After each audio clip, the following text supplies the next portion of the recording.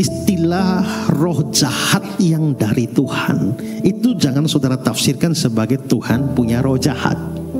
Maksudnya begini, bahwa roh jahat itu diizinkan Tuhan. Karena begini, bahwa sekalipun setan atau roh jahat, mereka tidak bisa merasuk siapapun tanpa izin Tuhan. Tidak bisa bikin, setan tidak bisa bikin apa-apa kalau Tuhan tidak izinkan. Saudara lihat dalam kasus Ayub, kan setan datang pada Tuhan kan, memang saja dia setia karena Tuhan jaga dia semua, coba ambil semuanya. Lalu Tuhan bilang apa? Kamu boleh ambil semuanya, tapi diri Ayub jangan coba-coba sentuh. Lalu setan lakukan semua kepada semua harta bendanya Ayub, tapi diri Ayub dia tidak bisa sentuh, karena Tuhan kasih batasan. Begitu Tuhan kasih batasan sampai sini, setan gak bisa lewat. Babak kedua, setan datang, memang sih kok dia Tuhan masih jaga dia sih.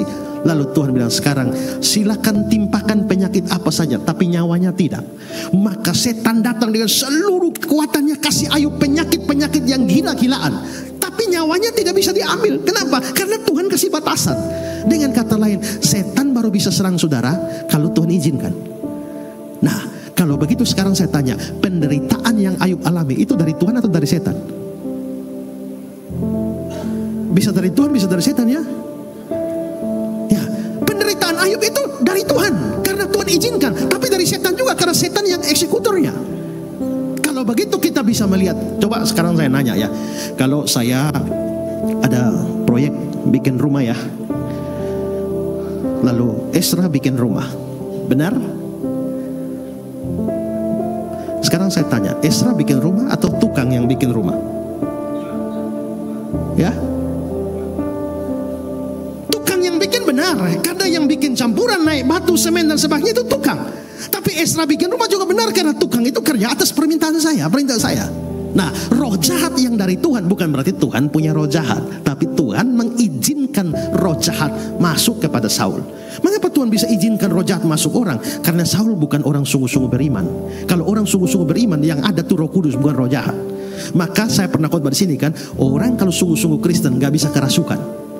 Kalau sampai saudara kerasukan, sekarang kan saudara percaya Yesus kan ada Roh Kudus. Kalau orang kerasukan itu kan roh jahat masuk, roh setan masuk. Pertanyaannya, Roh Kudus di dalam, lalu roh setan masuk, sehingga di dalam hati saudara ada Roh Kudus dan roh setan? Ataukah roh jahat masuk lalu Roh Kudus keluar? Kalau Roh Kudus keluar jadi salah, karena Yesus bilang, aku akan memberikan dia dan dia akan menyertai kamu selama-lamanya. Atau memang Roh Kudus nggak pernah ada, makanya roh setan bisa masuk. Kemungkinan ketiga, kalau Roh Kudus nggak ada, berarti saudara bukan orang percaya. Kalau orang percaya nggak bisa kerasukan. Tuhan hanya bisa izinkan setan merasuk orang yang tidak percaya, dan Saul bukan orang percaya. Ya. Ya, saudara-saudara yang terkasih, salah satu kerinduan saya itu adalah bahwa banyak orang Kristen dilengkapi dengan pengajaran yang benar. Sekarang ini kita melihat bahwa ada begitu banyak orang menyerang iman Kristen, dan banyak orang Kristen tidak siap untuk mempertanggungjawabkan imannya karena pada dasarnya mereka tidak cukup dibekali dengan pengajaran iman Kristen yang kuat.